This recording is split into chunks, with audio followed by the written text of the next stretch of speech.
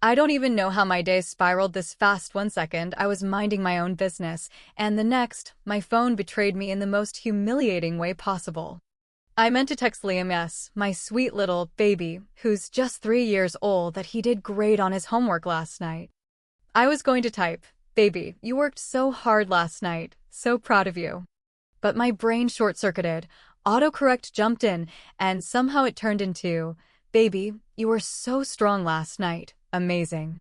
And instead of sending it to Liam's mom, Sophie, I sent it to my ex-boyfriend, Ethan Carter.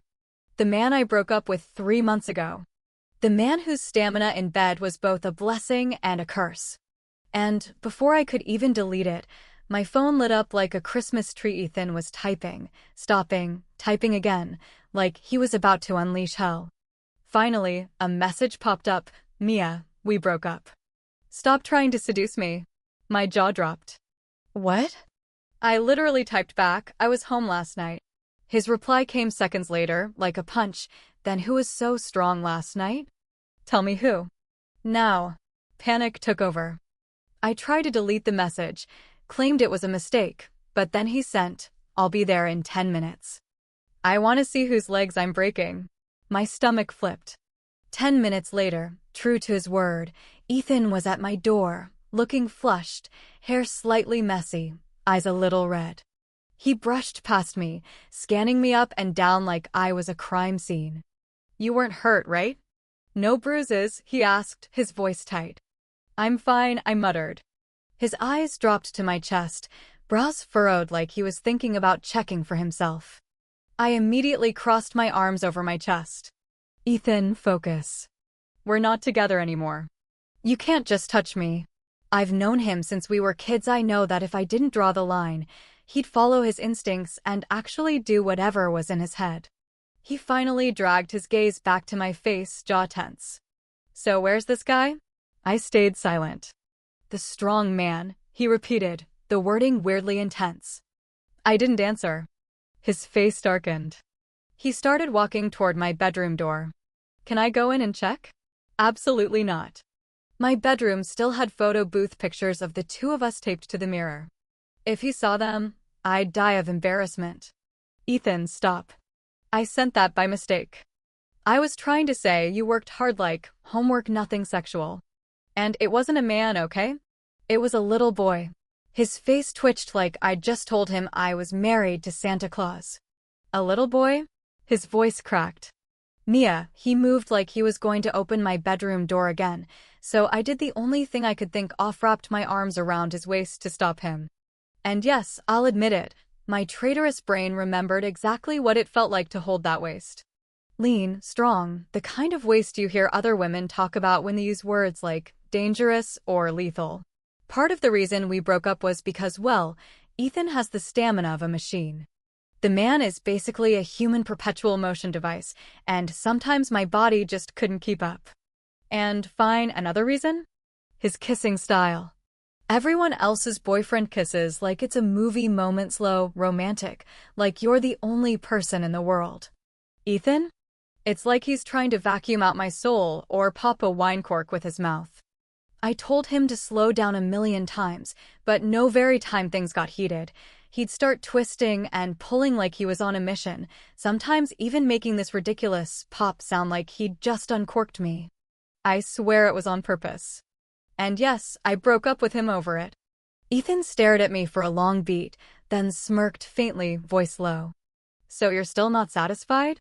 "Oh my God, there was no man," I said, fighting the urge to laugh. "But I am hungry. Let's go eat." "That's not what I meant," he said, narrowing his eyes. "I know exactly what you meant," I shot back. My stomach grumbled like it was on his side. "I'm starving, Ethan. I haven't eaten since last night." He sighed like he was deciding whether to drop it. Finally, he gave me one last look at my bedroom door before following me out. At the restaurant, I kept my head down, shoveling food into my mouth like I'd been lost at sea. He watched me the whole time, refilling my plate every time it emptied. 3 months apart, and you've lost weight. "Eat more," he said. 3 months? I asked, blinking. "Exactly 3 months," he said sharply. "From the day you broke up with me to today." I just shook my head and kept eating. He tried to sound casual when he asked, "You didn't miss me?" My heart gave a tiny, traitorous squeeze, but my mouth stayed shut. I knew the truth: if I gave him an inch, Ethan Carter would take a mile, and my ability to walk straight. Still, his eyes were turning glassy, and before I knew it, he looked like he was 2 seconds from crying. The sight did something to me. "Ethan," I murmured, "don't cry, I'm not crying." He cut in quickly, but his voice was thick. "If you've got someone new, fine. No, actually, I can't bless that. I'd have to join you too." I stared at him. "Join us? What is wrong with you?" He just looked back, dead serious. And that's when I knew whatever was happening between us wasn't over. Not by a long shot.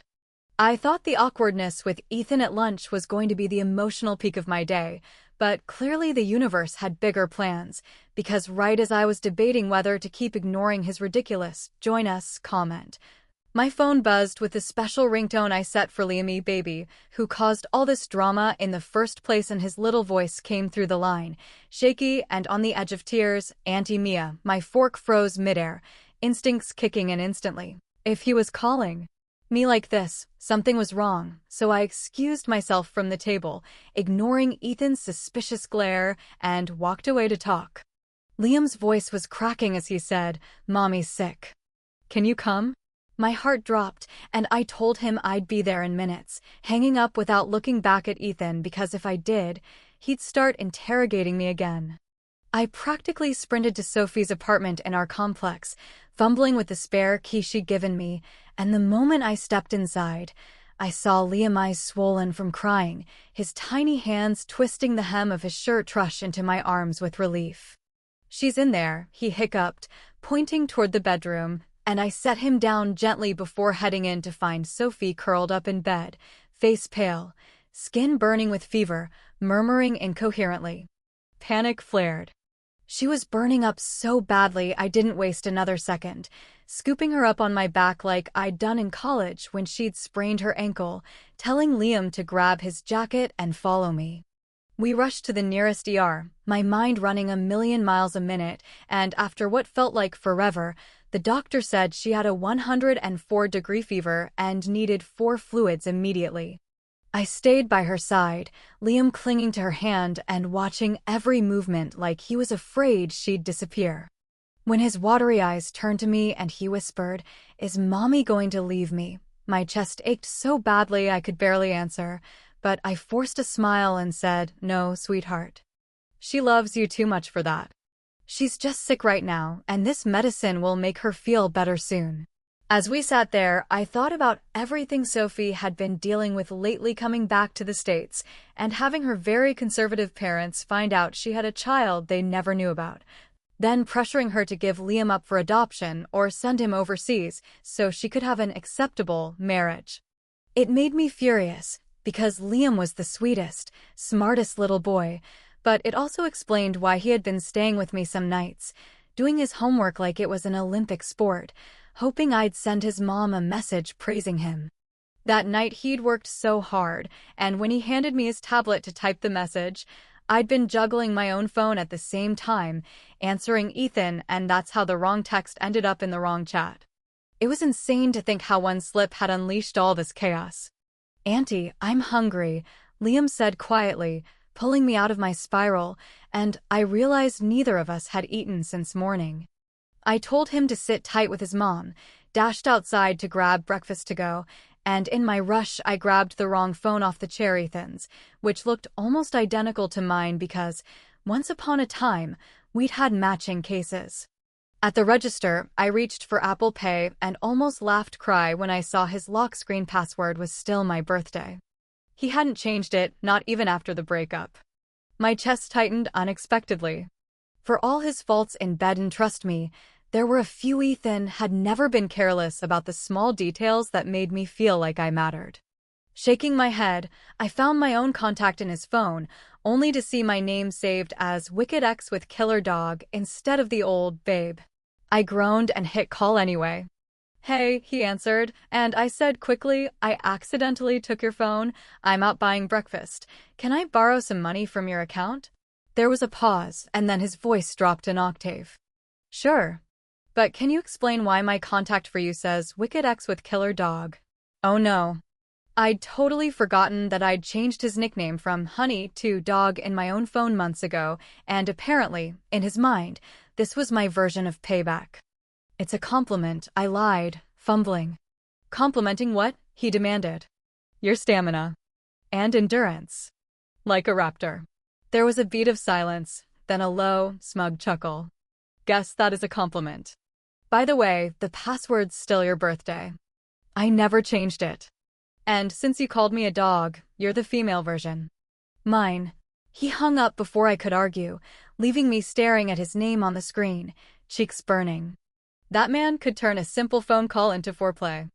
By the time I got back to the hospital, Liam was eating quietly, swinging his legs from the chair. Sophie stirred a little, and when she finally woke fully, her first words were, "He's here." My stomach dropped. Who's here? I asked. Liam's father, she whispered, looking pale for reasons beyond the fever. She'd told me before that Liam's dad was older, mysterious, and had been out of the picture for years, someone her family would definitely freak out over if he showed up. Not that old, she clarified quickly, he's 32. Which, okay, wasn't ancient, but in Sophie's eyes, he was still too much. She said he scared her with how unpredictable he could be, disappearing for years at a time. But he doesn't know about Liam yet, right? I asked. Sophie shook her head. And I want to keep it that way for now. Can you watch Liam for a few days? I looked at Liam, those big trusting eyes on me, and melted instantly.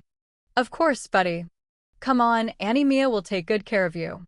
At first, he didn't want to leave his mom's side, but Sophie told him they were playing a game hide-and-seek from Daddy, and he perked up immediately, agreeing to stay with me. I didn't know it yet, but agreeing to that game was about to throw me headfirst into a mess even bigger than an accidental sex to my ex.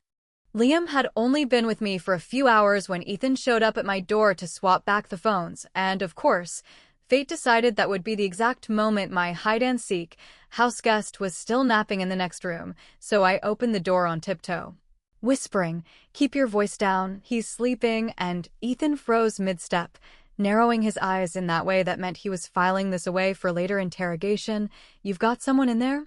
The way he said someone made me roll my eyes, because I knew what he was imagining, but telling him yes or no would only make him more curious, and honestly, I was torn about whether I should tell him the truth about Liam right then, especially since Sophie's secret wasn't mine to spill, so I just gave him a vague, kind of, which only made his breathing change, a subtle hitch like he was holding back 1,000 questions. He leaned one shoulder against the doorframe, his gaze heavy, and said, "I'll stay with you tonight." My brain immediately heard the innuendo, but when I asked why, he just shrugged, "To keep you company and whoever's in there." I nearly laughed at how polite he was pretending to be while radiating mine energy, but shook my head firmly. No, not tonight. Because if he stepped foot inside and saw Liam, the game Sophie had set up would be over before it began. And of course, the second I tried to usher him out, fate laughed in my face. Liam's little voice rang out from the bedroom, calling Mommy, followed by a few sniffles. I froze. Ethan didn't. He shoved the door the rest of the way open and stepped in, his face darkening with every second of silence between us and the small cries from down the hall. "Mia," he said, voice low, "I think you'd better explain this to me." The explained tone. Dangerous territory. I sidestepped him and hurried into the bedroom, scooping Liam into my arms and kissing his temple. "It's okay, Auntie's here." "Hungry?" He nodded, curling into me, and I walked him out to the kitchen like nothing was weird, but when Ethan saw me carrying a 3-year-old, he stopped dead in the middle of my living room. His gaze went from me to Liam and back again, and then, in the flattest voice possible, "Where did this kid come from?" Liam, oblivious to the tension, looked up at me and whispered loudly, "Mommy, who is he?" That was the moment Ethan's voice cracked like glass. "Mommy." I winced, muttered something like a nervous laugh, and said, "It's not what you think," which, obviously, is what everyone says when it's exactly what they think. He pointed an unsteady finger at Liam, then at me. "You're a stepmom now? Whose kid is this? Where's his father?" That was enough to make Liam shrink back, hiding his face against my shoulder, and I hated seeing him scared, so I shot Ethan my sharpest look. Stop. You're scaring him. That seemed to snap him out of it, and while he still looked like he wanted to tear down walls, at least he stopped moving toward us. I kept my voice as calm as possible, telling him I wasn't anyone's stepmom and the little boy in my arms was my best friend's child, who I was looking after for a while. He didn't look fully convinced, but at least he unclenched his fists. When I told him this was the baby from my accidental text, his shoulders loosened just a fraction, like the image of me with some mystery man was finally fading, but then he crouched down, looking Liam over with this strange intensity, and muttered, "Why does he look like someone I know?" My stomach dropped like an elevator. Nope. Not letting that thought complete itself. I reached down, grabbed his hand, and pulled him toward the door. "We're hungry. You're buying dinner." The shift was almost comical. 10 minutes later, we were sitting in a booth at a family diner, Ethan in full dad mode, cutting up Liam's food, feeding him bites even though Liam was perfectly capable of doing it himself, wiping his hands with a napkin like he'd been doing it for years. And the weirdest part? It looked right. Too right. I caught myself watching the way Ethan's big hand cupped the back of Liam's head when he leaned in to give him water, and something inside me softened in a way I didn't want to admit. Over the next week, this fake little family routine just happened. Every morning Ethan would stop by with breakfast, every evening he'd come after work and take us to dinner, and somewhere in between he found time to buy Liam new toys, just because. We'd go for walks after dinner, Liam's small hand in mine, Ethan's warm palm steady at the small of my back, the three of us talking about everything from dinosaurs to what makes the best ice cream flavor. And for the first time in months, I felt this weird, quiet happiness I didn't even know I'd been missing, like maybe the thing I'd been running from was the thing I'd wanted all along. One night, after we'd tucked Liam into bed, I found myself lingering by the couch instead of rushing Ethan to the door, and when he caught me looking at him for a beat too long, his mouth curved like he knew exactly what I was thinking. I almost said maybe we should give us another shot, but then life, in all its ironic timing, decided to serve up the next complication. We were on our usual post-dinner walk when a voice called out behind us, "Sophie, when did you get back?" My heart jumped into my throat. Sophie had been trying to avoid her ex at all costs, and now, here he was, standing right in front of us with his arm around a man I recognized instantly from Sophie's whispered, reluctant stories, tall, sharp-eyed, the kind of guy who filled a room without trying. I froze. So did Sophie. And then Liam saw her. For a second, he looked like he wanted to run to her, to shout, "Mommy," the way he had with me earlier, but something stopped him. Instead, his little mouth pressed into a tight line, his eyes shining. Sophie introduced everyone with this too bright smile, and the man's gaze dropped to Liam almost immediately. "Is this your son?" he asked, voice casual but his eyes laser-focused. Liam didn't answer, just stared at Sophie like he was waiting for permission. I wanted to scream, to somehow make the world stop spinning long enough for us to get away, but Ethan, God bless his quick reflexes, laughed like it was the most natural thing in the world and said, "Yeah, isn't he cute?" Then he bent down, took Liam's hand, and said cheerfully, "Say hi to the nice man, buddy." Liam's hi came out watery, like he was holding back sobs, and it nearly broke me.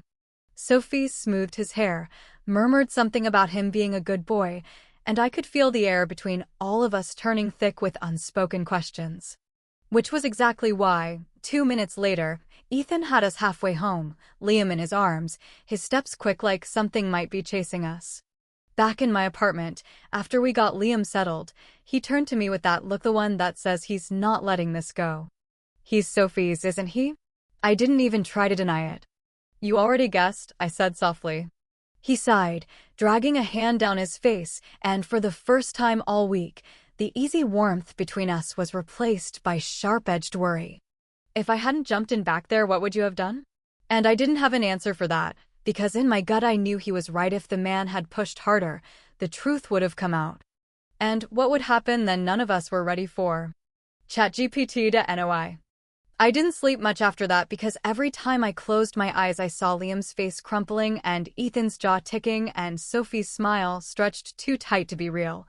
So the next day I brewed coffee strong enough to wake the dead and decided to act like a functioning adult anyway, which meant I made pancakes shaped like dinosaurs for Liam and pretended not to notice how he kept glancing at the door like he expected his mom to appear with a magic wand and fix the world.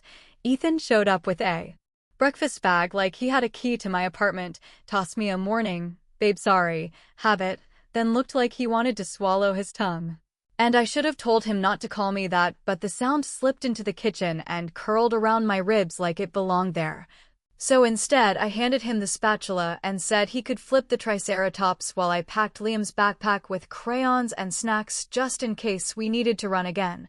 By afternoon, I'd convinced myself the worst had passed, which is exactly when my phone buzzed with a text from Sophie that said the man we'd seen, yes, that May wanted to have dinner with our family of 3 to get to know us better. And she'd already told him we were available because he'd been polite, and there was no graceful way to refuse without drawing more suspicion. I read the text 3 times and then showed it to Ethan, who whistled low and said, "Okay." So we smile, we nod.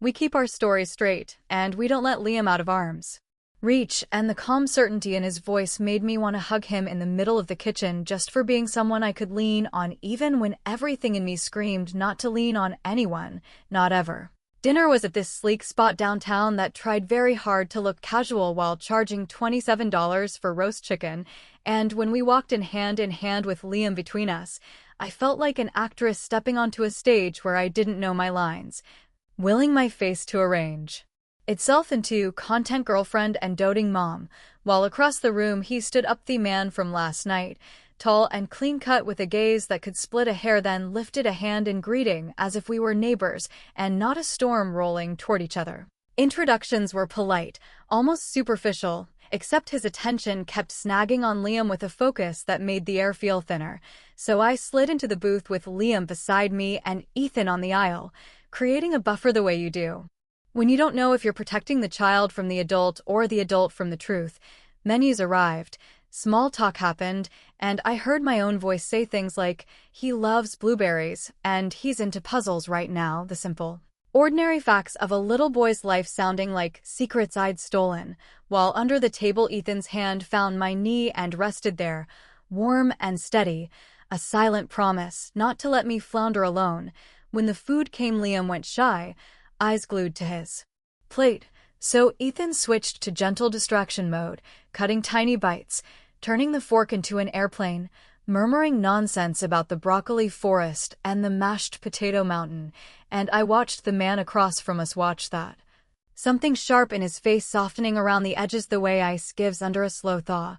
He said to Sophie, half a joke and half an ache, they make a convincing family, and I felt Sophie's fingers twitch on the tabletop, because convincing was the point and also the problem. Then his gaze shifted back to Liam, and he tried, careful and kind, "Hey, buddy, I like your shoes," and Liam whispered, "Thanks," so small I almost didn't hear him.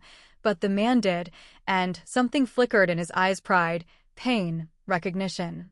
I couldn't tell, so I jumped in with the weather, the traffic, the restaurant decor, anything to keep us on the shallow end, until he asked the question we'd been circling, how old is he? And Ethan answered smoothly, 3.5. While refilling Liam's water like this was the most normal evening in the world, I kept smiling until my cheeks hurt, but I could feel the thread straining, and the man could too, because he studied our triangle, Ethan, me, Liam, like a math problem that wouldn't balance. Then turned his attention to Sophie with a look that landed somewhere between apology and plea. I don't know which part broke first, Liam's courage or the veneer we'd lacquered over everything, but dessert hadn't even arrived when Liam's eyes filled up and he sniffled, voice wobbling as he blurted, "Mommy," and the way that one word cracked both Sophie and the man open at the same time almost undid me.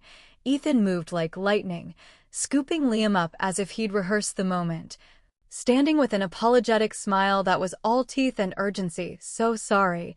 He's not feeling well. We're gonna get him home." And just like that we were out the door. Ethan's stride clipped and fast, my hand locked around his elbow, Liam clinging to his neck and hiccuping into his shoulder while I whispered into his hair that everything was okay. Auntie was here. Daddy was her eyes. The words slipped out, and when I heard it, I felt the world tilt a degree. Because whether it was pretend or training wheels for a future I hadn't dared consider, the name fit Ethan like a tailored suit. Back at my place, after the storm of tears passed and Liam fell asleep with his cheek on Ethan's chest, we managed the quiet ballet of transferring him to bed. And tiptoeing back to the living room where the adrenaline drained out of both of us at once and left me shaking, Ethan sat, elbows on knees, eyes on the floor, and said, "We can't keep improvising like this," and I knew he was right. So I told him the truth as cleanly as I could without spilling what wasn't the man was someone from Sophie's past. He didn't know about Liam. Her family complicated everything, and we were trying to buy time until she could make a plan that didn't shatter every life on the table. Ethan listened without interrupting, then leaned back and studied me like I was the plan, like every choice I'd make would decide whether we sank or swam, and finally he said, "Okay. Then we do it properly. I'll be the dad until she's ready to tell him. If anyone asks, we're together, we've been together, and Liam is ours. I'll take the heat, and you won't have to stand in front of the fire alone," and I shouldn't have felt relief spread through me like warm honey at words that came with so much risk, but I did. Because for months I'd been carrying the weight of my own pride and my own stubbornness and this new, fragile family scaffolding, and now he was saying we'd carry it together. The next days shifted on their axis. Ethan made breakfast like he lived here. Left a spare dress shirt on the back of my chair. Started a habit of kissing the top of my head when he passed behind me at the sink like it was grandfathered in from a past we hadn't earned yet. And in the evenings he held Liam's hand when we crossed the street and taught him how to kick a soccer ball in the courtyard and learned which stuffed animal had to be tucked under his arm for naps. Somewhere between grocery runs and bedtime stories, the ache I'd been pretending I didn't feel turned into a quiet, pulsing want that colored everything. The mug lip I'd pressed my mouth to, the backside of Ethan's hand brushing mine when we both reached for the same dish towel, the way he looked at me when he thought I wasn't paying attention, like he was remembering all the versions of us that still lived in him. But if the days softened, the nights reminded me the clock was still ticking, because sometimes I'd wake to Ethan murmuring into the dark from the couch where he insisted on sleeping, "We'll be okay, little man," then go silent like he was disciplining himself for wanting more than he had permission to want. When Sophie texted to say the man wanted to see us again, this time for a casual park afternoon, I felt my stomach drop even as Ethan squeezed my fingers and said, "We'll handle it." Because I knew each meeting made it likelier the truth would surface, no matter how carefully we skated. We went anyway. A sunny Saturday with kids laughing and dogs pulling leashes and the smell of hot pretzels in the air, and for a while it almost felt like we'd threaded the needle. Liam giggled on the swings while Ethan pushed him higher.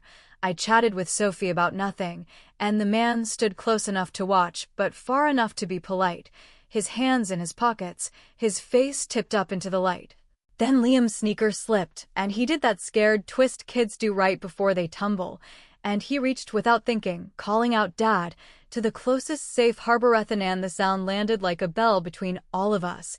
Ethan caught him effortlessly and laughed in that low, soothing way he developed just for Liam. "Got you, buddy," and I saw the man absorb that tableau. A boy's arms looped around Ethan's neck, the ease of it, the familiarity, and I knew a line had been crossed. Not by intention, but by truth practicing how to be said out loud. I braced for confrontation, but what came was softer and, somehow, heavier. Later that evening my phone lit with a message from the man asking if we could all talk soon because he wanted to understand and, if there was a place for him, to be in his son's life, and I stared at the words until they blurred while Ethan rubbed circles between my shoulders and said, "Whatever happens, we'll meet it head-on," and I believed him because I had to. Because part of me was already standing in a future where the secret was sunlight and not shadow. That night, when the apartment finally went quiet, Ethan lay on the couch and I sat on the floor beside him with my back against the cushions, our fingers linked loosely, both of us breathing to the same count, and I realized I was no longer trying to figure out whether to let him back into my life. He'd already walked in and built a room with his hands. I tipped my head back to look at him. Found him watching me with that open, unguarded look that only shows up when no one else is around, and for a heartbeat, I wanted to climb onto that couch and confess everything I'd been tamping down since the day I hit send on the wrong message, but I swallowed the impulse because part 4 of our mess, this very chapter we were living, wasn't the place for indulgence. It was the place for choosing courage over comfort. And if there was a confession to make, it would have to wait until after we answered the only question that mattered now. How do we tell the truth without losing the family we accidentally built? And somewhere under all that fear, a tiny spark of certainty glowed. The story was bending toward us, not away, and I knew the next thing to do was exactly what Ethan had said, meet it head on. By the time Sophie called to say she and the man Liam's father were coming over to talk, I'd already run through every possible scenario in my head, from tearful reunions to shouting matches. And none of them ended without someone walking away hurt, so I was already on edge when Ethan showed up early, carrying takeout like he lived here, leaning against the counter with that casual confidence that somehow made the room feel smaller, and asking, "You ready for this?" Which, of course, I wasn't, but I nodded anyway because that's what you do when you don't have the luxury of falling apart. When the knock finally came, I opened the door to find Sophie standing there looking like she hadn't slept, the man beside her in a crisp button-down that didn't hide the tension in his shoulders, and before I could even say hello, Liam came barreling from the living room yelling, "Mommy," and clinging to Sophie's legs like he'd been holding his breath all week. She crouched to hug him, murmuring soft words, while the man's gaze moved past them to where Ethan stood behind me, hands in his pockets, watching with a guarded expression. After a long beat, the man said, "I think I already know. But I need to hear it from Yoha's mine, isn't he?" And Sophie's jaw tightened, eyes darting to me like she wanted to borrow my strength before she answered with the smallest nod. The man's face went through about 3 emotions in as many seconds: shock, pride, and something like grief before he crouched down to Liam's level and said gently, "I'm your dad," and Liam blinked at him, uncertain, before looking back at Sophie for confirmation. She nodded, and just like that, the truth was no longer a secret. I thought maybe this would be the moment where Ethan faded into the background, but instead the man looked at him directly and said, "I appreciate you stepping in. It's clear he's comfortable with you. I just hope you'll give me the chance to build that kind of connection too," which was both a thank you and a subtle claim, and I could feel the air shift between them. Ethan gave a polite smile, of course. That's what's best for him, but his hand found mine on the edge of the counter and held it like a quiet anchor. After they left, the apartment felt too quiet, the kind of quiet that leaves room for thoughts you've been avoiding, and Ethan broke it by saying, "Well, you don't need me to play dad anymore," and it wasn't meant as a question, but my chest clenched anyway. "Don't say it like that," I murmured, and he just looked at me for a long moment before shaking his head like he'd decided not to press it. Later that week, he started making fewer excuses to come over, and I hated how quickly the rhythm we'd fallen into began to unravel. No morning coffee runs, no dinners with Liam, no late-night conversations on the couch, and I kept telling myself this was the right thing, the natural order reasserting itself. But every time my phone lit up and it wasn't him, it felt wrong. One evening, I walked into my bedroom and caught sight of the photo booth strip of us, still stuck to my mirror, and before I could talk myself out of it, I texted him, "You forgot something here?" And when he replied, "What?" I typed, "Me," then immediately wanted to throw my phone out the window. 10 minutes later, there was a knock, and when I opened the door, he was standing there like he'd run the whole way, slightly out of breath, eyes searching mine for any hint of hesitation. "You mean that?" he asked, and I couldn't find the part of me that could lie to him anymore, so I just nodded, and his whole face softened like a weight had been lifted. "Then let's stop pretending," he said, stepping inside and pulling me into a hug that felt like exhaling after months of holding my breath. From that moment, the shift was irreversible. We didn't have to make up excuses to see each other. He didn't knock anymore, and I didn't correct him when he called me babe. In the morning, the closeness came back fast, almost too fast, because once we crossed that line, all the restraint we'd practiced while playing house for Liam evaporated, replaced by this giddy, magnetic pull that made even the simplest things like cooking dinner together feel charged. but underneath all of it, there was still that thread of caution in my chest, because the last time we'd been this close, I'd been the one to pull the plug. Telling myself I was testing our strength when really I was just scared of how much he mattered to me. This time, I didn't want to test anything.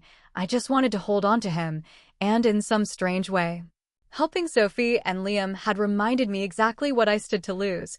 One night, after Liam had spent the afternoon with his dad and Sophie, Ethan came over looking smug, and when I asked why, he said, "Because I'm still the one you text first, and I'm still the one who knows how you like your coffee," which sounded ridiculous and territorial and completely him. So I laughed and kissed him just to wipe the smirk off his face, except it didn't wipe off, it deepened, and then deepened more when he backed me against the counter and murmured, "You have no idea how much I miss this," and I didn't bother pretending I hadn't missed it too. Maybe that's why, when he said, "I'm not letting go of you again," I didn't hear it as a threat or a warning, I heard it as a promise, one I wanted to believe in. The days started to blur into something that felt dangerously close to domestic bliss, and I let myself sink into it, telling myself the mess with Sophie and Liam was settling, that the worst of the chaos was behind us.